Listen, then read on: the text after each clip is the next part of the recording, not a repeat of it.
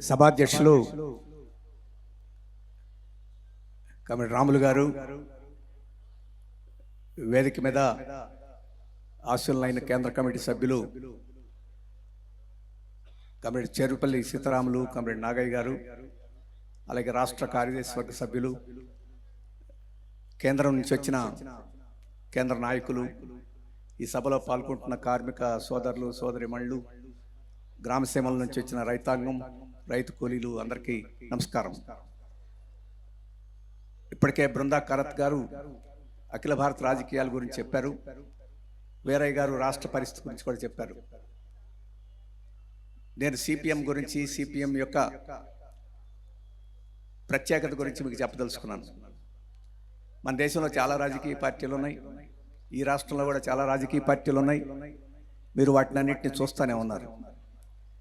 ఇప్పుడు కాంగ్రెస్ పరిపాలనలో ఉంది, గతంలో కూడా పరిపాలించింది, దాన్ని చూసాం. ఇప్పుడు కేంద్రంలో బీజేపీ పరిపాలనలో ఉంది, ఇక్కడ కూడా బీజేపీ గురించి, బీజేపీ విధానాల గురించి మనకు తెలుసు. ఇక బీఆర్ఎస్, టీఆర్ఎస్ మనం చూసాం. పక్కన మన ఆంధ్ర రాష్ట్రంలో తెలుగుదేశం వాళ్ళు, వైఎస్ఆర్ పార్టీ వాళ్ళు, జనసేన పార్టీ వాళ్ళు, చాలా పార్టీలు ఉన్నాయి. కానీ ఈ దేశంలో ఏ రాష్ట్రం పోయినా మనకు సిపిఎం కనపడుద్ది. కొన్ని పార్టీలు అక్కడక్కడ ఉంటాయి. మరి ఆ పార్టీలకి సిపిఎం పార్టీకి ఏం తేడా లేదని చెప్పేసి, ఆ పార్టీలు లాంటి పార్టీ సిపిఎం పార్టీ అయితే మన పార్టీ అక్కర్లా, ఈ దేశానికి మనం రద్దు చేసుకోవచ్చు. కానీ కాంగ్రెస్ కానీ, బీజేపీ కానీ, తెలుగుదేశం కానీ, బీఆర్ఎస్ కానీ, ఈ పార్టీలన్నీ ఒక ఎత్తు. కమ్యూనిస్ట్ పార్టీ, మార్క్సిస్టు ఒక ఎత్తు. ఈ పార్టీలన్నీ పెట్టుబడిదారుల పార్టీలు, భూస్వాముల పార్టీలు, దొంగల పార్టీలు, దోపిడీదారుల పార్టీలు. ఆ పార్టీలన్నీ మన కార్మికుల పార్టీలు, కర్షకుల పార్టీలు, కూలీల పార్టీలు, మహిళల పార్టీ, పేదల పార్టీ, దళితుల పార్టీ. మనం ఎట్టి పరిస్థితుల్లోని ప్రజల యొక్క ప్రయోజనాలను రాజీ పడం. వారు కోటీశ్వరుల యొక్క ప్రయోజనాల కోసం వారు కృషి చేస్తారు. దీని గురించి మీకు ఎక్కువ చెప్పక్కర్లేదు. మీ చుట్టుపక్కల చూస్తున్నారు, చాలామంది ఫ్యాక్టరీ కార్మికులు ఉన్నారు. మీకు ఎంత జీతం వస్తుందో, మీ యజమానికి ఎంత లాభం వస్తుందో లెక్కేసుకోండి. యజమానికి వచ్చే లాభం ఎక్కడి నుంచి వస్తుందో మీకు తెలుసు. కార్మికుల శ్రమ నుంచి వస్తుంది. రైతాంగంకి ఎక్కడి నుంచి వస్తుంది ఆదాయం? వారు శ్రమ చేసి పంట పండిస్తే వస్తుంది. కానీ ఆ పంట పండించిన దానివల్ల గిట్టుబాటు ధర రాకుండా లాభం ఎవరికి వెళ్తుంది? పెద్ద పెద్ద వ్యాపారులకి, తోకు వ్యాపారులకి, ఇంకా పెద్ద పెద్ద వాళ్ళకి వెళ్తుంది. ఈరోజు వ్యవసాయంలో రైతులు పంట పండిస్తే ఆ పంటను కొని ఎక్కువ లాభం చేసుకోవడానికి చిన్న చిన్న వ్యాపారస్తులు కాదు, ప్రపంచ స్థాయిలో ఉండే పెద్ద వ్యాపారస్తులు, అంబానీలు, అదానీలు ఈరోజు మార్కెట్లోకి రావడానికి ప్రయత్నం చేస్తున్నారు. వారికి అదానికి, అంబానీకి మీరందరూ చూశారు, రిలయన్స్ ఫ్రెష్, హెరిటేజ్ ఫ్రెష్, రకరకాల ఫ్రెష్ల పేరుతోటి పెద్ద పెద్ద మాల్స్ వస్తున్నాయి. వ్యవసాయ సరుకులు కొనేదానికి వారికి వస్తుంది. వారికి అనుకూలంగా ఈరోజు మోడీ చట్టాలు తీసుకురాబోతున్నాడు. ఆల్రెడీ చట్టం ఒకటి తీసుకొచ్చి రావడానికి ప్రయత్నం చేస్తున్నారు. మన రైతు సంఘాలు, కూలీ సంఘాలు వాటిని వ్యతిరేకిస్తున్నాయి. అందుకే ఈరోజు ఆ పార్టీలన్నీ సంపన్నుల పార్టీలని చెప్పేది. నేను ఒక్క విషయం చెప్తాను. మోడీ గారి అధికారానికి రాకపోయే ముందు అంబానీ గారి ఆస్తి 40 లక్షల కోట్ల రూపాయలు. ఇప్పుడు ఆయన ఆస్తి 8 లక్షల కోట్ల రూపాయలు. ఎక్కడి నుంచి వచ్చిందండి ఈ సొమ్ము? నువ్వు నేను కష్టపడితే, శ్రమ చేస్తే ఆ శ్రమను దోచుకొని సంపాదించారు. శ్రమను దోచుకోవడానికి పుష్కలంగా అవకాశం ఇచ్చాడు మోడీ గారు. అందుకని వాడికి 8 లక్షల కోట్ల రూపాయలు వచ్చింది. అదానికి 44,000 కోట్ల రూపాయలు అతని ఆస్తి. ఇప్పుడు 7.5 లక్షల కోట్ల రూపాయలు వచ్చింది. ఎక్కడి నుంచి వచ్చింది? మన ప్రజల యొక్క శ్రమ నుంచి దోచుకొని రక్తాన్ని, కండల్ని పీల్చి పిప్పి చేసి ఈరోజు సంపాదించారు. మీరు ఈ మధ్య పేపర్లో చూస్తుంటారు, అమెరికాలో అధ్యక్షుడిగా ట్రంప్ గెలిచాడు. ట్రంప్ గెలిస్తే, ట్రంప్ అధ్యక్షుడిగా గెలిచినప్పుడు ఒక డిన్నర్ పార్టీ పెట్టాడు. ఆ డిన్నర్ పార్టీకి ఎవరిని పిలిచారు? మన దేశం నుంచి అంబానీ గారిని పిలిచారు. కోటీశ్వరులందరిని పిలిచారు, ప్రపంచంలో ఉండే కోటీశ్వరులందరిని పిలిచారు. మన దేశం నుంచి అంబానీని పిలిచాడు. మన దేశంలో మనం ఎవరూ ప్రజలం కాదు, అంబానీ గారు ప్రజలు. ట్రంప్కి ఆయనే, మోడీకి ఆయనే. ఇక్కడ రేవంత్ రెడ్డికి కూడా ఆయనే. ఎందుకంటే అదానీ నుంచి 100 కోట్ల రూపాయలు తీసుకున్నారు. అందరు నోట్లో వస్తున్నారని చెప్పేసి మళ్ళీ ఆ 100 కోట్ల రూపాయలు ఈ మధ్య ఇచ్చేసాడు ఆయనకి, ఎగతాళి చేస్తారని చెప్పేసి. అందుకనే ఈరోజు మనం అందరం ఈ బడుగు ప్రజల యొక్క, కార్మికుల, కర్షకుల యొక్క బ్రతుకులు బాగుపడాలంటే ఈ దేశంలో కానీ ప్రపంచంలో కానీ ఎర్ర జెండా తప్ప ఇంకో మార్గం లేదు. దాన్ని పెంచి పోషించి అభివృద్ధి చేసుకుంటేనే అదే మార్గం. లేకపోతే మన జీవితాలను సర్వనాశనం చేస్తారు ఈ ధనవంతుల యొక్క పాలకులు. అందుకని ఈరోజు ప్రపంచంలో సోవియట్ యూనియన్ కుప్పగోలిపోయిన తర్వాత సోషలిజం ఎక్కడుంది, కమ్యూనిస్టులు ఎక్కడున్నారు, వాళ్ళ పని అయిపోయిందిలే అని చెప్పేసి అనుకున్నారు. కానీ మళ్ళీ కమ్యూనిస్టుల అవసరం ఎంతో ఈరోజు గమనించి మళ్ళీ ప్రజలు కమ్యూనిస్ట్ పార్టీని అభివృద్ధి చేసేదానికి ప్రయత్నం చేస్తూ ఉన్నారు. ప్రజలు ఎక్కడన్నా ఏమైనా అనుమానం ఉందేమో కానీ పెట్టుబడిదారులకు మాత్రం అనుమానం లేదు కమ్యూనిస్టుల మీద. వీళ్ళుంటే మనకు ప్రమాదం, వీళ్ళ ఒక్క ఎర్ర చొక్క వేసుకున్నవాడు కూడా ఉండకూడదు ఈ సమాజంలో అని చెప్పేసి వాళ్ళు అనుకుంటున్నారు. అందుకనే మన సమ్మె చేసిన అణిచివేస్తారు, మన ధర్నా చేసిన ధర్నా చేయనీరు. ఒక నాయకుడు వస్తుంటే, ఒక ముఖ్యమంత్రి వస్తుంటే మన నాయకులను తీసుకెళ్ళి అరెస్ట్ చేసి జైల్లో పెట్టేస్తున్నారు. ఎందుకని? మనం అంటే అంత భయం. ఏమో మన కత్తులు కట్టాలు తీసుకొని పొడిసి నరికి ఏమైనా చేస్తాం? ఏమీ లేదు. వాళ్ళ జేబులో డబ్బులు మీ అబ్బ సొమ్మా, ఇది కార్మికుల యొక్క కష్టం సొమ్ము కాబట్టి పంచండి అని చెప్పి అడుగుతాం కాబట్టి వాళ్ళకి భయం. అందుకని వాళ్ళు మనల్ని సహించలేరు. వాళ్ళకి భయపడే వాళ్ళని కాదు. అందుకని మన జీవితాంతాన్ని, ప్రాణాలని, ఆస్తుల్ని, వీటన్నిటి త్యాగం చేసి మన పూర్వీకులు కమ్యూనిస్ట్ పార్టీ ఎర్ర జెండాని బతికించారు, పెంచారు. దానికోసం త్యాగాలు చేశారు, ప్రజల కోసం చేశారు. ఇంతకుముందు వీరయ్య గారు చెప్పారు, వీర తెలంగాణ సాయుధ పోరాటంలో ఏం జరిగింది. మనం అందరం మేడే జరుపుకుంటాం. మేడే కోసం ప్రాణాలు ఇచ్చిన వాళ్ళు చికాగో నగరంలో ఎవరి కోసం ప్రాణాలు ఇచ్చారు? మన కోసం ప్రాణాలు ఇచ్చారు. 8 గంటల పని దినాలు కావాలని చెప్పేసి మేడేకి 7 మంది అక్కడ ప్రాణాలు ఇచ్చారు హైగేట్ దగ్గర. ఈ తెలంగాణ రాష్ట్రంలో దున్నేవాడికే భూమి కావాలి, రైతుకు భూమి కావాలి, వెట్టి చాకిరీ పోవాలి వృత్తిదారులందరికీ అని చెప్పేసి పోరాటం చేసి 4,000 మంది ప్రాణాలు ఇచ్చారు. ఆ రోజు అమరవీరులు ఎవరి కోసం ఇచ్చారు? మన కోసం ఇచ్చారు. వారు ఆ ప్రాణాలు ఇచ్చారు కాబట్టి మనం ఈ మాత్రమైనా బతుకుతున్నాం. లేకపోతే ఈ మాత్రం బతుకులు కూడా మనకి ఉండేవి కాదు. అందుకని ప్రజల కోసం మనం కమ్యూనిస్ట్ పార్టీ ఎర్ర జెండా ఆనాటి నుంచి ఈనాటి నుంచి కృషి చేస్తుంది, రేపు కూడా కృషి చేస్తుంది. ఈ దేశంలో ప్రజలకు ఈరోజు ఏం కావాలనుకుంటున్నాం మనం? కమ్యూనిస్ట్ పార్టీ ఇంతకుముందే చెప్పారు, డాక్టర్ బాబాసాహెబ్ అంబేద్కర్ రాసిన రాజ్యాంగం 1950 జనవరి 26న ఈ దేశంలో అమలులోకి వచ్చింది. దాంట్లో 4 ముఖ్యమైన విషయాలు చెప్పారు. ఈ దేశంలో ప్రజలకు మేలు జరగాలంటే ప్రజాస్వామ్యం కావాలని చెప్పారు. ఇప్పుడు మన ప్రజాస్వామ్యాన్ని మోడీ గారు కూనీ చేసేస్తున్నారు, మొక్కలు చేసేస్తున్నారు. నిన్నెవరో భార్యను కూనీ చేశాడట, కూనీ చేసి ఉడకబెట్టి ఎక్కడో చేశాడట. మన దేశంలో ప్రజాస్వామ్యాన్ని మోడీ గారు అలా చేస్తున్నారు, కూనీ చేసి ఉడకబెట్టి ఎక్కడో కలిపేస్తా ఉన్నాడు. అటువంటి పరిస్థితి ఈరోజు మోడీ గారు చేస్తూ ఉన్నారు. ఆ ప్రజాస్వామ్యాన్ని మనం రక్షించుకోకపోతే కార్మికుడికి సమ్మె చేసే హక్కు ఉండదు, కార్మికుడికి యూనియన్ పెట్టే హక్కు ఉండదు, కార్మికుడు మా జీతం పెంచడం చార్టర్ ఆఫ్ డిమాండ్ చేసే హక్కు ఉండదు.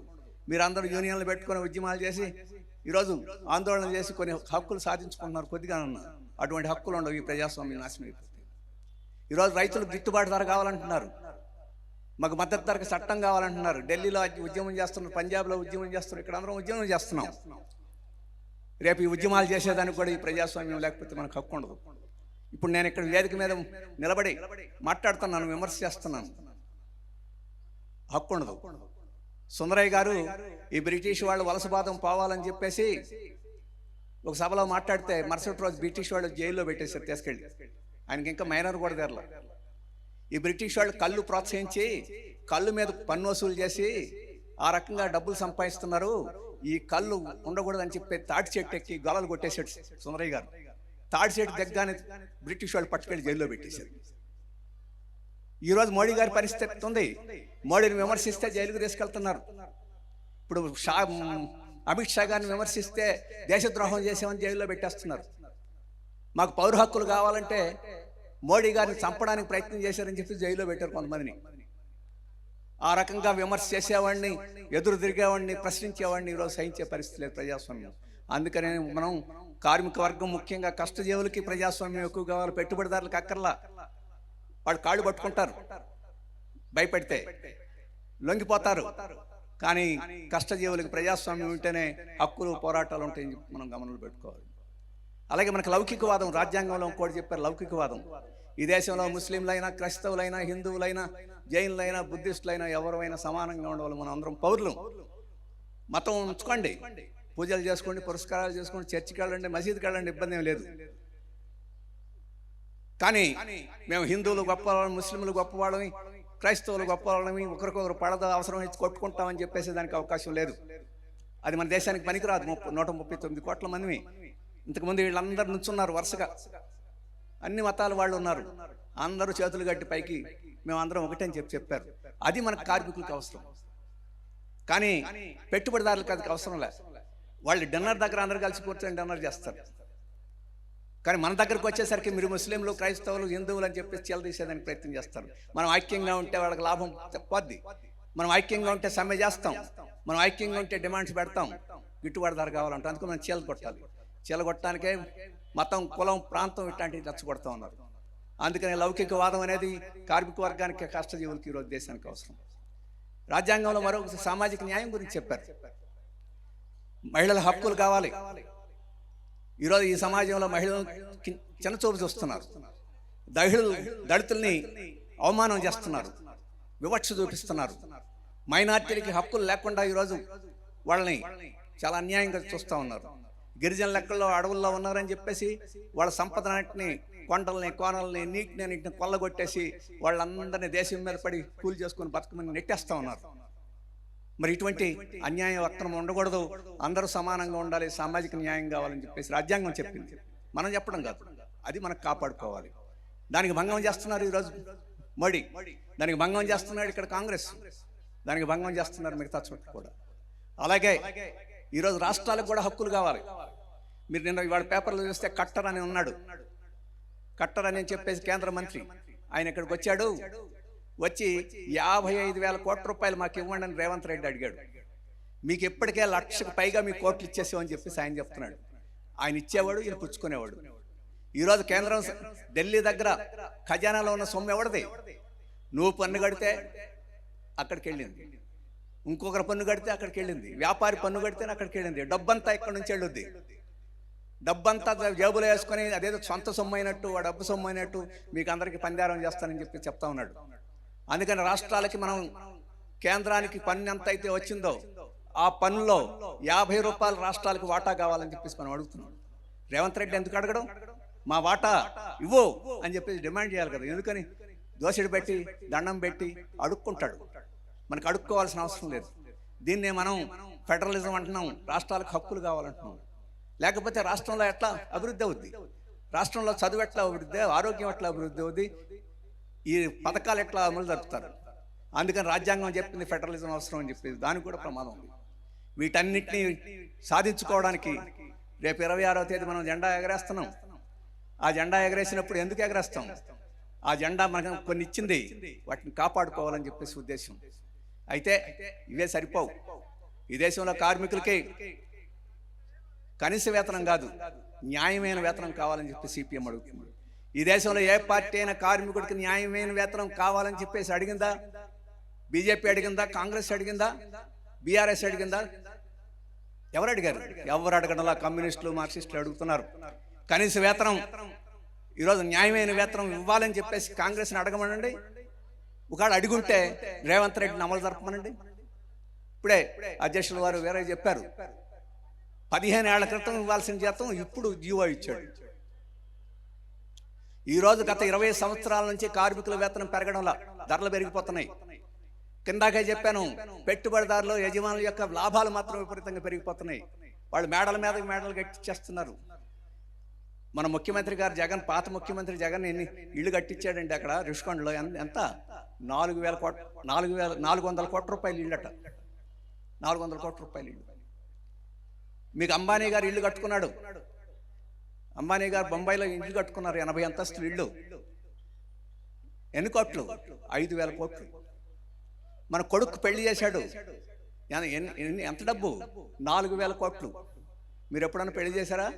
4 లక్షలు ఖర్చు పెట్టారా? 5 లక్షలు ఖర్చు పెట్టారా? ఖర్చు పెట్టి ఉంటారు అప్పులు చేసి. ఆ తర్వాత దివాళా తీసేసి ఉంటారు.